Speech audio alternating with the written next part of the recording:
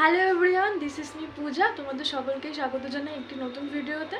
আশা করি তোমরা সকলে খুব ভালো আছো, সুস্থ আছো, আর যে যা লক্ষ্য পূরণের দিকে এগিয়ে চলছো। তো আজকের দিনটা হচ্ছে কি মঙ্গলবার। সকালে ঘুম থেকে উঠতে লেট হয়েছে, কারণ যেহেতু রাত্রিবেলা দেরি করে ঘুমিয়েছি।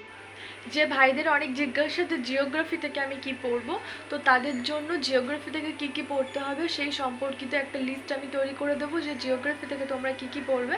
আশা করি এরপরে আর কোনো ডাউট থাকবে না যে তোমাদের জিওগ্রাফি থেকে কোন কোন টপিকগুলো পড়তে হবে। যাই হোক, বেশি বকবক না করে আজকে আমার দিনটা শুরু করা যাক। সকালে যেহেতু আমি দেরি করে ঘুম থেকে উঠেছি, সেই কারণে ব্রেকফাস্ট করেই আজকে পড়তে বসবো। তো ব্রেকফাস্টটা আমি নিজেই করেছিলাম। সুজির একটা পরোটা টাইপসের কিছু বানিয়েছিলাম, অনেক হেলদি। সবার প্রথমে আমি সিআরপি একাডেমির পেইড ব্যাচ থেকে স্নায়ুতন্ত্রটা নোটস করছিলাম। তোমরা যারা বলছিলে যে সিআরপি একাডেমি ভালো হবে কি না, তো তাদের আমি বলবো এখানে একটাই অসুবিধা, যে তোমাদের যদি কোনো বিষয়ে কোনো ডাউট থাকে তোমরা সেটা জিজ্ঞাসা করতে পারবে না, কারণ এটা সম্পূর্ণটাই রেকর্ডেড ক্লাস। তবে যা ইনফরমেশান দেয়, এনাফ ইনফরমেশান দেয় ওয়েস্ট বেঙ্গল পুলিশের জন্য, এর থেকে আর বেশি ইনফরমেশনের দরকার হয় না।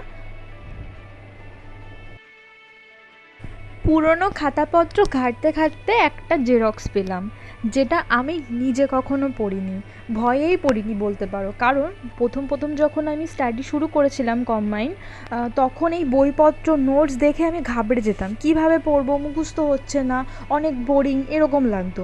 যাই হোক, এই জেরক্সটা আমাকে একটা দাদা দিয়েছিল, অবহেলার কারণে কোনো একটা কোণে পড়েছিল। আজকে পুরনো খাতাপত্র দেখতে দেখতে চোখের সামনে আসলো, কিন্তু দেখে যেটা বুঝলাম, এটা যদি পুরো পড়া যায় স্ট্যাটিক জিকে নিয়ে কারো কোনো প্রবলেম থাকবে না।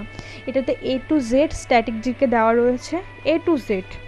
শেষ করতে পারলে স্ট্যাটিক জিকে কমপ্লিট হয়ে যাবে। যদি দরকার হয় বলো, তাহলে PDF করে দেবো।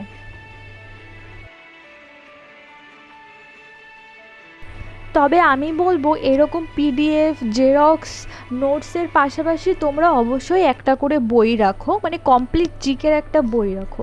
WBCS ম্যানুয়াল, কার্তিক চন্দ্র মণ্ডলের জিকে বইটা, বা ক্রাক পুলিশ, অনেক রকম বই রয়েছে কমপ্লিট জিকে বই, সেটা অবশ্যই রাখো। কারণ সবসময় এই জেরক্স PDF থেকে তো পড়া সম্ভব হয় না, সাথে একটা বুক গাইড থাকলে সেটা আরও বেশি হেল্পফুল হবে। চ্যাপ্টার ওয়াইজ পড়লে ধারণাগুলো আরও স্বচ্ছ হবে। যাই হোক, যদি এই স্ট্যাটিস্টিকের PDFটা দরকার হয় তাহলে বলো, আর আমাদের টেলিগ্রাম গ্রুপে জয়েন হয়ে যাও, সেখানে আমি PDFটা দিয়ে দেবো। আচ্ছা, এবার আসি ভারতের ভূগোল থেকে তোমরা কি কি পড়বে। ভারতের অবস্থান, সীমানা, এখানে ওই দ্রাঘিমা, অক্ষাংশগত, প্রতিবেশী দেশসমূহ সহ আরও অনেক তথ্য এখান থেকে পড়তে হবে।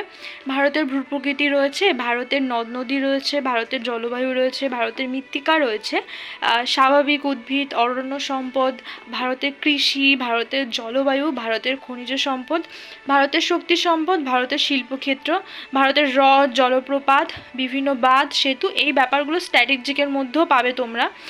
পরিবহন ব্যবস্থা, জনগণনা, ভারতের নগর ও বন্দর, ভারতের বাণিজ্য ক্ষেত্র। দুপুরবেলার ওয়েদারটা ছিল ঠিক এরকম, মনে হয় আর কিছুক্ষণের মধ্যে বৃষ্টি নামবে। যতদিন না এই বর্ষাকালটা যাচ্ছে ততদিন না আর মাঠে যাওয়া হচ্ছে না। আমি যেহেতু আগাগোড়ায় কখনোই মাঠে সেভাবে যাইনি, তো সেক্ষেত্রে আমার জন্য এটা খুবই শক্ত একটা কাজ।